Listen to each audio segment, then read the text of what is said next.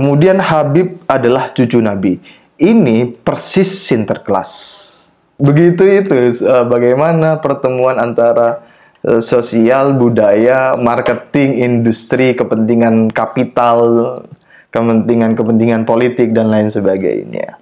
Nah, Adi Sumarno itu bin Yahya atau bin Assegaf? Nah, saya tidak tahu. Jangan-jangan sudah dibalawikan Adi Sumarno. Saya tidak tahu Habib Muhammad Al-Mutahhar ini tololnya keterlaluan atau dia sengaja berdusta. Nah, itu saya tidak tahu. Itu yang bisa menjawab itu adalah beliau sendiri. Dan itu silakan dipertanyakan. Bagi budak-budak imigran Yaman silakan dipelajari. Bisa ndak pesawat itu mundur? Atau atret setelah take off terus atret gitu. Beliau mengatakan saksinya orang banyak. Dan saksinya adalah Habib Syekh. Habib Syekhnya masih hidup. Jangan coba ditanyakan.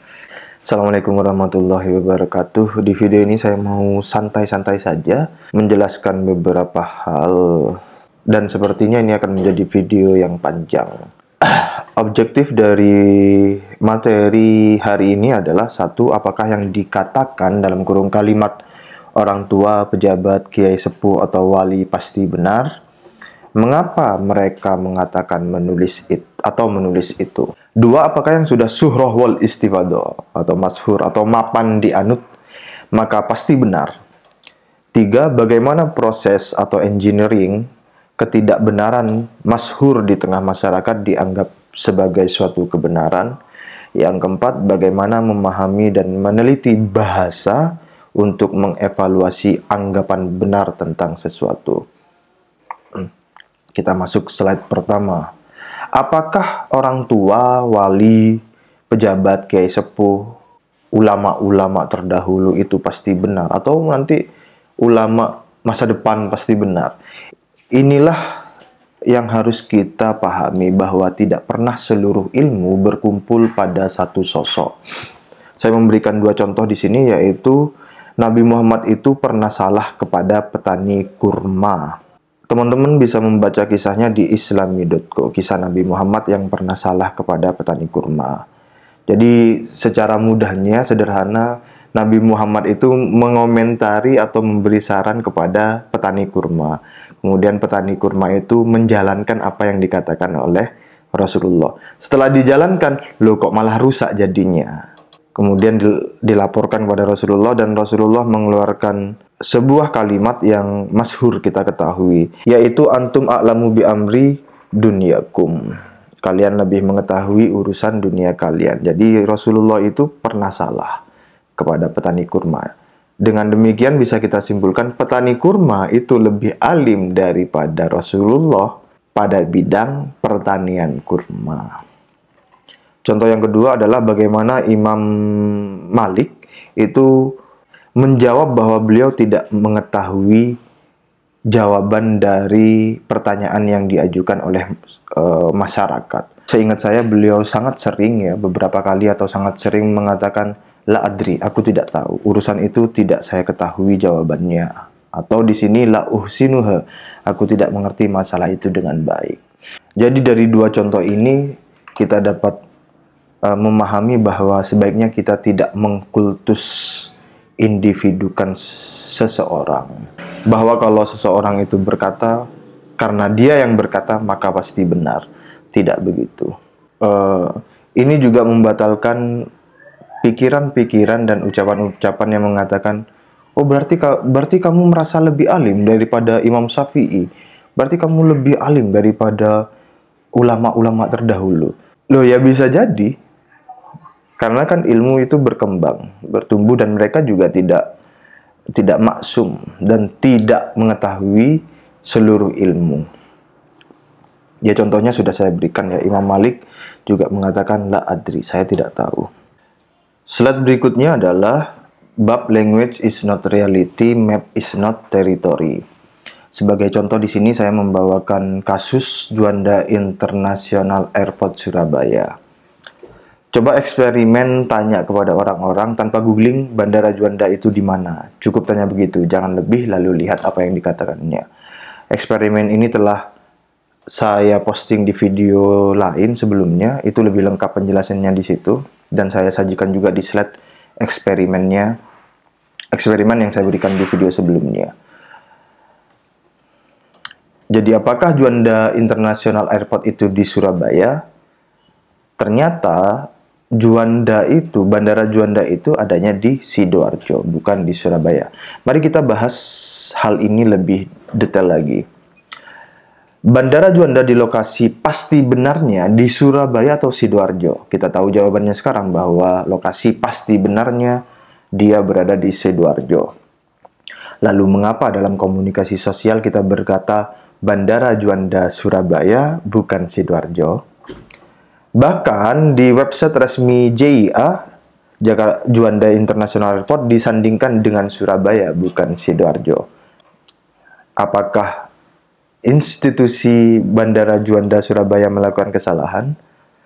Lalu perhatikan pula dalam dokumen resmi ada kontradiksi tulisan atau kontradiksi informasi. Pada deskripsi ditulis di Sidoarjo, namun kode IATA ditulis SUB, Sub, yang bermakna Surabaya. Harusnya yang benar adalah kode IATA yang persis pasti benar sesuai lokasi geografis adalah SDA atau SDJ, bukan Sub. Mengapa? Nah, itu gambarnya, lihat di yang kanan itu. Kita lanjutkan, kita akan menjawab itu nanti ya. Berikutnya, di samping pada lingkup pergaulan nasional, di pergaulan internasional terjadi kelaziman yang sama, yaitu Bandara Juanda Sidoarjo itu dikatakan Bandara Juanda Surabaya atau Surabaya saja, Sub.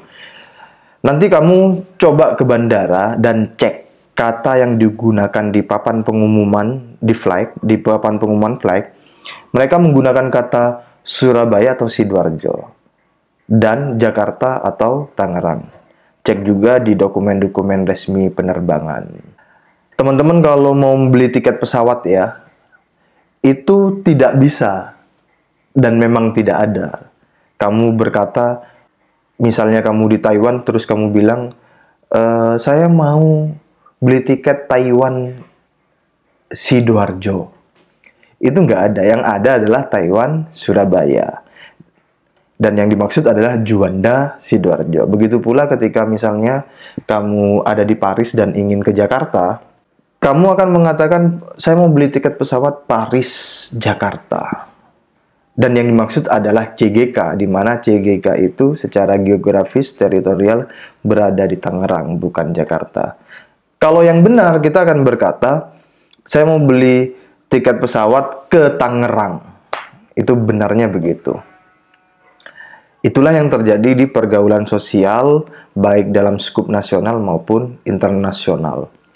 Tokoh-tokoh besar dunia, artis Korea, dan lain sebagainya, pemuka agama yang ada di luar negeri, Syekh Al-Azhar misalnya, bahkan pejabat PBB, pejabat NATO, wali kutub, abdal, dan seluruh struktur kewalian ala teori Ibnu Arabi, insya Allah tidak akan Anda temukan mereka berkata dan menulis dalam dokumen-dokumen resmi mereka Juanda Sidoarjo dan Soekarno-Hatta Tangerang. Kamu akan menemukan mereka menulis dan berkata Juanda Surabaya dan Soekarno-Hatta Jakarta. Jadi apa karena tokoh-tokoh yang terkenal itu, yang alim-alim itu, yang hebat-hebat itu, yang sebagai sosok figur otoritatif, mereka lisan dan tulisan mereka seperti itu, lantas otomatis mereka benar. Lalu kita berkata, kita ikut tokoh-tokoh besar yang terkenal dan kiai-kiai saja atau wali-wali zaman dahulu yang tak diragukan kealimannya. Lalu mengapa itu terjadi? Kita akan jawab berikutnya.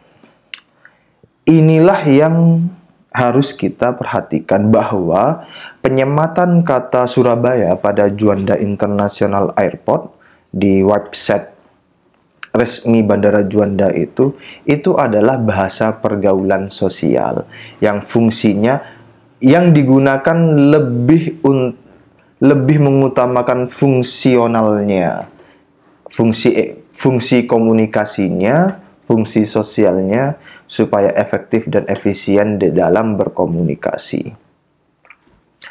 Kemudian lihat di sebelah kanan, Bandara Udara Internasional Juanda adalah sebuah bandar udara internasional yang terletak di Kecamatan Sedati, Sidoarjo. Nah, ini adalah bahasa hukum atau bahasa fakta hukum. Kemudian kode IATA SUB itu adalah kode pergaulan sosial yang diambil dari bahasa pergaulan sosial yang orientasi utamanya adalah kemudahan atau efektivitas dan efisiensi berkomunikasi. Jadi, di skema studi kasus Juanda International Airport ini, itu ada dua bahasa, yaitu bahasa pergaulan sosial dan bahasa hukum atau bahasa fakta hukum. Slide berikutnya ini menguak bagaimana seseorang itu menyimpulkan atau memutuskan sebuah lisan dan tulisan, atau bagaimana mereka melontarkan bahasa-bahasanya. Nah, bahasa manusia itu yang dilontarkannya, baik dalam bentuk lisan maupun tulisan, itu mereka ambil dari frame of reference atau frame of experience mereka. Di dalam konteks ini saya menyederhanakan saja, simplifikasinya. Frame of reference itu saya bagi menjadi dua, yaitu realitas sosiologis, kelaziman sosial budaya, persepsi publik atau anggapan umum yang telah diterima umum, yang itu semua bisa saja merupakan produksi dari sosial atau history engineering atau propaganda. Dan ini terjadi, salah satu contoh kasusnya di Ukraina dan Israel. Dan mungkin juga Yaman, Tarim, Hadramaut.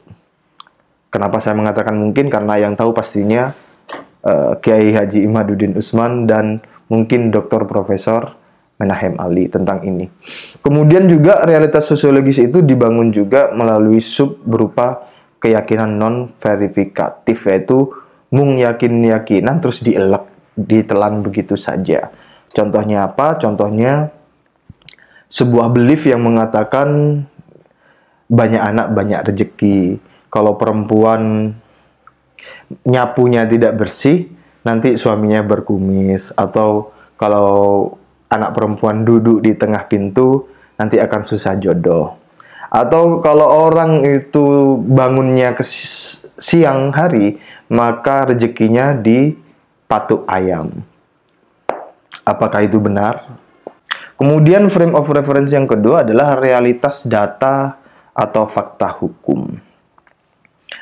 Nah, realitas sosiologis ini ketika ditabrakkan dengan realitas data hukum, realitas sosiologis ketika ditabrakkan, dikonfirmasi, diverifikasi, diuji dengan realitas data fakta hukum atau secara ilmiah, maka realitas sosiologis ini biasanya akan salah. Contohnya bagaimana? Contoh realitas sosiologis atau kultur versus realitas hukum. Susu kental manis yang selama ini Anda kenal sebagai susu, itu bukanlah susu. Meskipun di dalam susu kental manis, itu loh, susu kental manis yang kalengan itu, kan ada tulisannya, susu kental manis. Meskipun ada kata susunya, dia secara fakta hukum bukanlah susu. Itu adalah kebohongan marketing atau industri. Nanti kita bahas di slide berikutnya. Masyarakat terlanjur meyakini bahwa itu susu dan bernutrisi sebagai susu, sebagai nutrisi susu, atau mengandung nutrisi yang dikandung oleh susu yang asli.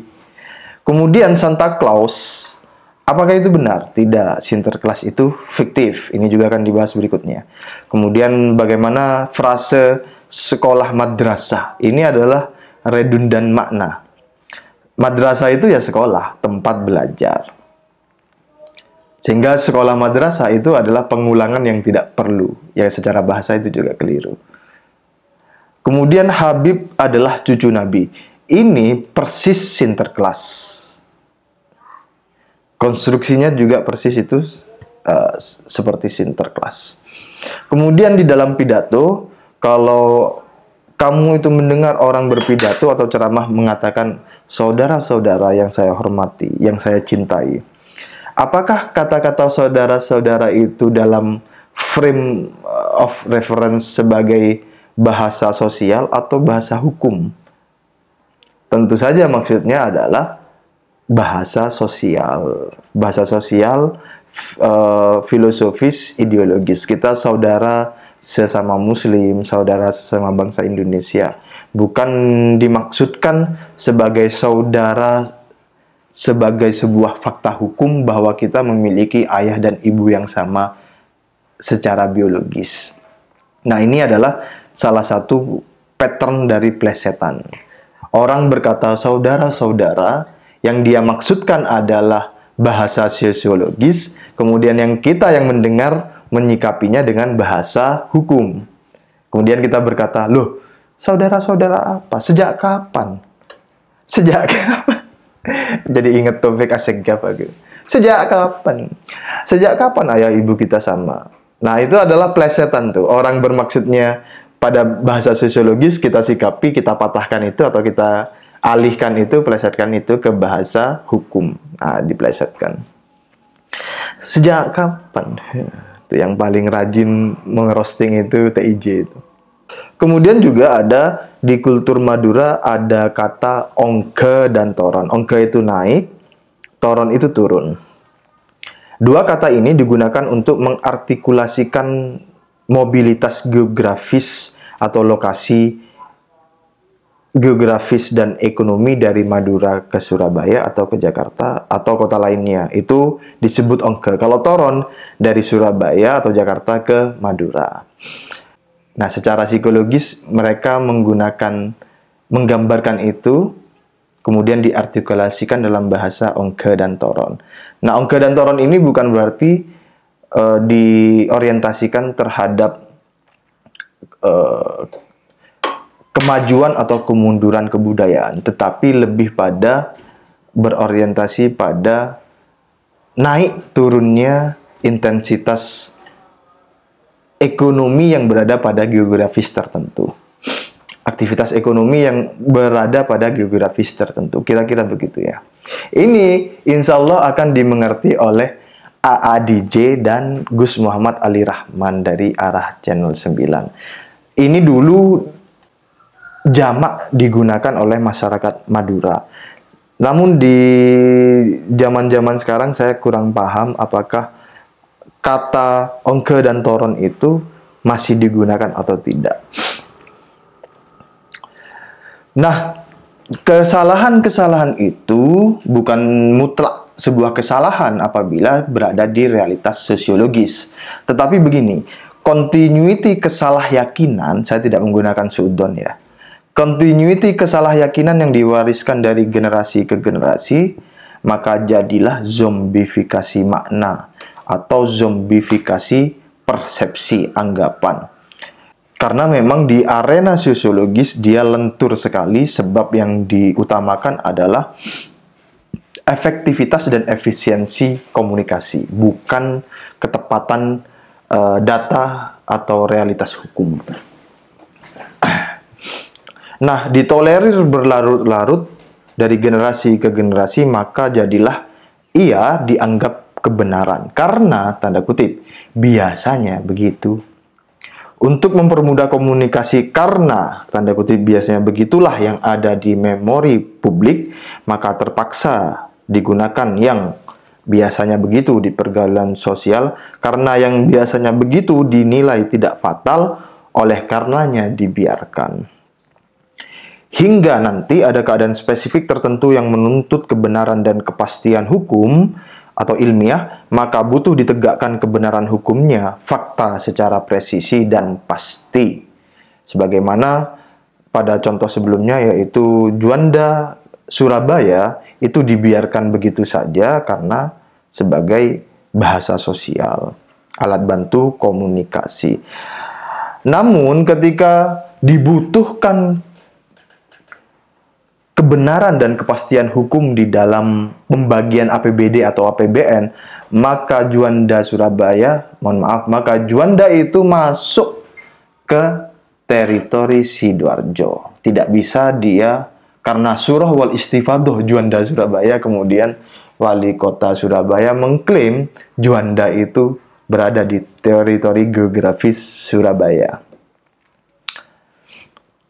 Berikutnya kita bahas, apakah Santa Claus itu nyata, Sinterklas?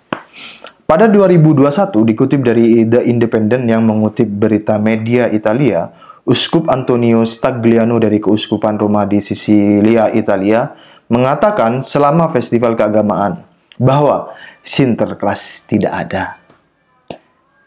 Ia juga menyebut kostum merah Santa dibuat oleh perusahaan Coca-Cola untuk kepentingan iklan. Nah, ini saya cuplik yang penting-penting saja. Untuk selengkapnya, teman-teman bisa eksplor sendiri di CNN Indonesia. Apakah Santa Claus itu nyata? Dan Sinterklas ini merupakan salah satu strategi marketing yang jenius, kolosal dan jenius. Meskipun akhirnya memelintir sebuah pemahaman agama. Tapi dari perspektif marketingnya jenius juga kamu. Dia melekatkan produknya ke kultur sosial masyarakat dan kultur agama masyarakat. Akhirnya tak terpisahkan. Kalau di Indonesia itu barangkali ini diikuti jejaknya oleh sirup marjan. Sirup marjan itu tidak pernah iklan loh. Selain ketika mendekati Ramadan dan selama Ramadan. Sehingga ketika si iklan sirup marjan itu muncul, kita sudah tertrigger untuk mengasosiasikan bahwa Ramadan sebentar lagi. Itu bagus sekali.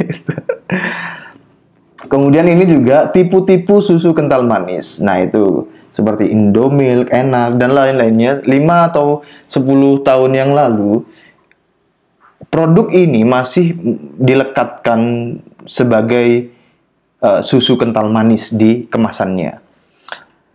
Sehingga publik masyarakat kemudian mengira dan meyakininya sebagai betul-betul susu. Surat edaran BPOM soal produk kental manis yang dikenal publik sebagai susu kental manis membuat gegar masyarakat yang terbiasa mengonsumsinya sebagai asupan nutrisi. Kemenkes menyatakan bahwa produk kental manis bukan termasuk susu karena tidak bernutrisi. Kemenkes menyatakan kental manis tidak diperuntukkan untuk balita karena kadar gulanya lebih tinggi ketimbang kandungan protein. Namun, iklan di layar kaca menampilkan seolah-olah dijadikan minuman sehat bagi keluarga. Nah, begitu. Orang tua kita, ulama, kiai, mungkin wali juga zaman dahulu mengatakan bahwa tolong belikan susu kental manis. Itu susu, ayo kita minum susu. Ternyata yang diminum adalah kental manis, yang itu bukan susu. Ya begitu itu. Begitu itu, bagaimana pertemuan antara sosial, budaya, marketing, industri, kepentingan kapital, kepentingan politik, dan lain sebagainya. Nah, ini saya bikin lucu-lucuan ya. Fiksi mini. Kita bikin fiksi mini. Habib si paling cucu Nabi dan Sinterklas beli susu kental manis di Bandara Juanda, Surabaya. Ini fiksi mini. Fiksi semua. Kemudian, mari kita tambahkan berikutnya. Language is not reality, map is not territory. Dan ini kejadian di skala negara. Perhatikan di situ, di sebelah bawah. Yaman Selatan adalah satu-satunya negara komunis di Timur Tengah. Meskipun memakai nama Selatan, namun sebenarnya ini merupakan sebuah misnomer atau misnomenklatur. Secara geografis, negara ini justru terletak di sebelah timur. Bahkan cenderung menjorok ke arah timur laut. Jadi Yaman Selatan itu tidak di selatan, tetapi di timur. Dari sini saya itu menduga ya, dari beberapa data-data yang saya kumpulkan tentang Yaman, ini memang secara genetika DNA maupun genetika sosiologis budayanya, mereka itu suka keliru dan mengklaim-klaim yang tidak ada. Suka ngepleset-plesetin. Nanti itu kita bahas lain ya. Nah, kemudian kita di Indonesia, masyarakat itu didoktrin atau diberi pemahaman bahwa Tarim, Hadramaut atau Yaman itu negara Islam gitu. Ternyata tidak, mereka justru berada di negara komunis, satu-satunya negara komunis. Ini ada tulisan dari Sumanto Al-Qurtubi, yaitu anggota Dewan Pendiri Nusantara Kita Foundation dan Presiden Nusantara Institute. Ia juga dosen antropologi budaya di King Fahd University of Petroleum and Minerals, Dahran, Arab Saudi. Ini tulisan 2018. Beliau mengatakan, saya lanjut saja di sini, melompat. Pamor keagamaan mereka, siapa itu habaib maksudnya, cuma terbatas di beberapa tempat. Jadi tidak mendunia. Tidak mendunia dan tidak meyaman. Mereka itu hanya terbatas di beberapa tempat. Sebagian besar terkonsentrasi di kota Tarim, Hadramaut, Yaman Selatan. Di mana Yaman Selatan itu negara komunis. Makanya tidak heran keluarga mereka itu banyak yang komunis. Beliau, Sumanto Al-Qurtubi, menulis juga, di antara orang-orang Arab Yaman yang melancong ke Nusantara, ada yang mengklaim dari kelompok Sadah, Ashraf atau Habaib, yaitu kelompok yang mengaku sebagai tanda kutip keturunan Nabi Muhammad, khususnya dari jalur Ali bin Alawi, sehingga sering disebut Ba'alawi atau Ba'alwi, yang merupakan keturunan langsung dari Ahmad bin Isa Al-Muhajir, yang konon tanda kutip keturunan ke-10 Nabi Muhammad. Beliau mengatakan, sengaja saya pakai tanda kutip karena saya tidak sependapat kalau mereka adalah keturunan Nabi. Saya lebih suka menyebut mereka sebagai keturunan Ali bin Abi Thalib. Tulisan ini beliau tulis dan publish di tahun 2018. Jadi sebelum Kiai Imad menjadi viral seperti sekarang, Bapak Sumanto Qurtubi sudah menuliskan ini. Dan tokoh-tokoh yang lain juga sudah menuliskan bahwa mereka itu tidak sepakat atau tidak mengakui, tanda kutip tidak mengakui bahwa Habib itu adalah cucu Nabi. Jadi ya sebenarnya biasa-biasa saja. Hanya saja diglorifikasi oleh klan Habaib Ba'alawi imigran Yaman itu. Sebenarnya perbedaan pendapat itu ya biasa-biasa saja. Menjadi ramai karena mereka melakukan persekusi secara lisan maupun secara tindakan. Kita diejek sebagai jangkrik lah, kentut, kemudian disudutkan dengan framing komunis, masuk neraka, kualat, dan lain sebagainya. Tentu dari pihak kita ya harus melawan kan. Masa kita diam? Ya enggak lah. Coba kalau disikapi secara ilmiah, ya akan lempeng-lempeng aja. Tesis lawan antitesis, dan terus begitu. Tidak perlu ada sentimen-sentimen jahat yang mereka lakukan. Itu tidak akan seramai ini, dan akan menjadi menyenangkan kajian-kajian ilmiah, ilmu pengetahuan semacam itu. Data yang tadi yaitu tentang Yaman Selatan yang ternyata bukan di selatan namun di timur, kita masukkan ke fiksi mini yang telah kita susun. Ini fiksi mini yang sempurna. Habib si paling cucu Nabi dan sinterklas beli susu kentang manis di Bandara Juanda Surabaya sebelum terbang ke Yaman Selatan. Tapi tidak berhenti di situ. Mari kita kembangkan fiksi mini kita. Seorang Habib diceritakan oleh Habib Muhammad Al-Mutahhar bahwa pesawat sudah take off, tiba-tiba atret. Saksinya Habib Syekh dan banyak orang. Kejadiannya di Bandara Solo Adi Sumarno. Nah, Adi Sumarno itu bin Yahya atau bin Asegaf? Nah, saya tidak tahu. Jangan-jangan sudah dibalawikan Adi Sumarno. Video lengkapnya silakan teman-teman cari sendiri. Ketik aja di YouTube Karomah Habib pesawat mundur, itu akan keluar.